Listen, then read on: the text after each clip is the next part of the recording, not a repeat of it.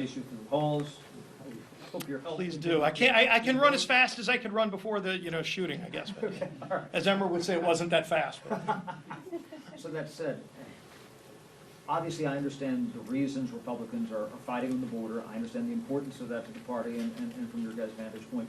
But to make this ask at this late a time, when the Senate just moved a bill with more than 3/4 of their members said that's not a route to avoid a government shutdown. Explain to us, based on your bill and based on the Senate bill, and ne'er the twain shall meet, how that funds the government by 12:01 Sunday. Yeah, this isn't a new issue, by the way. We passed H.R. 2 months ago. The Senate's ignored that bill. The Senate has ignored this problem just like the president has. So they're culpable in this problem. But again, I think mainstream Washington thinks the problem just goes away if they don't talk about it.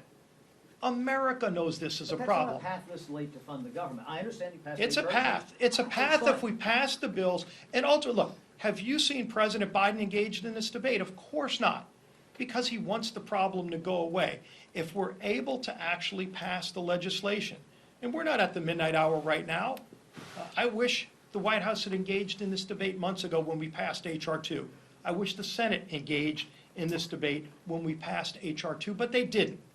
But we were doing our job months ago, but it wasn't the midnight hour, so people don't pay as much attention. Well, now we're here, and we're still talking about the same issue, but you know what else is happening? The whole mainstream media is talking about this issue. That wasn't happening 6 months ago. And so people all around America are talking about it. The mayor of New York is talking about it as one of the biggest threats to the city of New York. He wasn't talking about that 6 months ago. And so the dynamics of this issue have changed all around America, because now every town is a border town, and that's crystal clear to everybody but the White House and maybe the Senate. But you know what? If we keep talking about this as part of what needs to happen to properly fund the government, how can they pass a CR that funds Biden's open border process and call that a victory for anybody but Washington insiders? That doesn't solve an ounce of the problem and actually makes the matters worse, because it continues to send the magnet across not just South and Central America.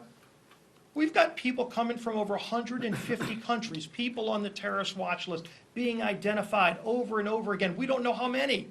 You can't find out how many. Anyone in the press can tell me an honest number of how many people on the terrorist watch list have been caught. We all know they've been caught. We just don't know how many, because the administration won't tell you. They know a number. I promise you they know a number. And it's a low number because they haven't caught everybody. But has the White House been honest with anyone in this room, including the press, about how many people on the terrorist watch list they have caught coming across our open southern border? They can stop that, and they don't want to.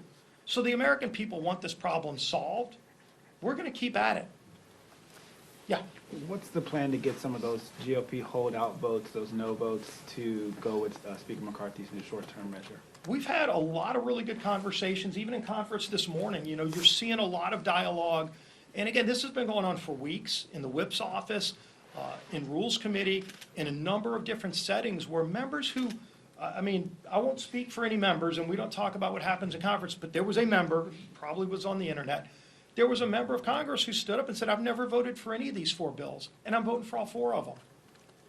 That's the kind of headway that's been made, because members are talking to each other in a different way right now, because there's so much at stake. The country is in such a volatile spot right now, and President Biden's put the country in this spot, to the point where Democrat leaders don't even want Joe Biden to run for re-election. This country's at a perilous moment, and at least you've got one House that's standing up and saying, let's confront these problems. And again, the Senate, this is the way the game's played in the Senate. They'll sit around and wait till the midnight hour, and they'll find enough votes to cobble together 70 votes maybe, to just keep things going down the track where the train's going to run into a wall. That's not leadership. Somebody's got to take the reins and say, we're going to address the problems facing this country, and House Republicans are doing it. And I really do think if we put the skins on the wall, if we pass the bills this week to do that, the Senate will follow, and the White House will have to follow, because the country's there. Last question. Welcome back. Good to be back. I was wondering if I could direct my question to Mr. You absolutely can. Thank you. I don't know. Where do I direct my answer? Over here. So I know this was similar to the question, but yes or no, do you have the votes to pass the CR? Actually, it's a great question. This is an ongoing process. I would add to what our leader was talking about. What's different? What's different is what Michael Cloud talked about. There's an open process that, I've been here, this is my 9th year. The members that I was elected with, including Elise Stefanik, Elise and I have never, since we've been here, been involved in an open process when it comes to the appropriation process. Members being able to weigh in with their own amendments and have debates over really important issues. That is going to make a difference as we go to the finish line this week, but that's not the finish line, because we're going to have probably more in the next couple of weeks to come. And as the process goes forward, everybody will be heard. We'll see what happens. And do you have the votes for the DHS bill coming to the floor today? So the problem that you have right now is that we went till, what was it, 1 a.m. this morning? Yeah.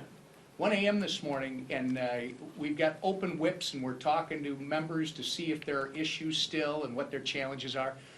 We're just going to do our job. And the beauty of it is, we don't tell members what they have to do. They will do what's best for their constituents and for themselves. And I think the bill that was put out last night, the Homeland Security bill, is one of the better efforts of the appropriations process. David Joyce and company, Michael, everybody on that committee did a great job. So I'm confident, but you got to wait. You got to work through the process. And there are no bills in final passage today. Right. Tomorrow is with that. Today, we still do amendments on the remaining bills. Could you take, we're about to face a shutdown, could you take One more more. than 3 questions? How compelling of a case is that? Sure, because you asked it in such a compelling way. Thank you, All thank right. you. And then we have a meeting with the speaker that we don't want to keep him waiting. Sure, yes, please. Your conference is united on the border. We hear that, we've heard that from your members all morning, we've heard that from you right now. But the reason we are facing the shutdown right now is overspending concern. You talked Yeah. about that today, too. Members coming out of the conference this morning, a group of them were saying they will not support a CR until all 12 appropriations bills are passed. Can you explain to the American people, we've known this deadline was coming for months, why it is that the House has not been able to get to those 12 bills when you knew your members wanted them and you had all this time? Why are we just now at the deadline dealing with this? Yeah, and we've got dual track conversations going on. I mean, dual track meaning border security being one of the big issues we're discussing. HR 2 is a policy bill that's passed tied to the appropriations bill, which is the Homeland Security package, which funds a lot of those initiatives, including more border agents, which is critical in the Joyce bill. If you look at the overall spending levels, and we talked about that this morning again in conference, these are ongoing conversations. There's 2 different numbers, but the numbers have been moving lower, and we've been talking. And look, there's a lot of members on a lot of different sides of our conference that as you go lower, they get nervous, and you've got to work through that as well. So we're having these conversations on an ongoing basis, and which areas can we get into, the remaining bills. There's some members that aren't supporting those remaining bills. There's a reason those bills haven't come up and passed. DOD rule couldn't pass last week. So there is vote issues as well. And as long as the votes are there, we'll pass the bills. But there's still questions about members that don't want to vote for certain bills. I mean, look at state and foreign ops. When's the last time a state and foreign ops bill has been passed? Years. And yet we're bringing that bill up, and hopefully we can pass that bill. But some of these bills are bills that haven't passed as standalone in years because they're just complicated bills with members of Congress. And you got to work through that, and we're working through that right now. So we're going to keep those conversations going. We'll see y'all on the floor. Thank you.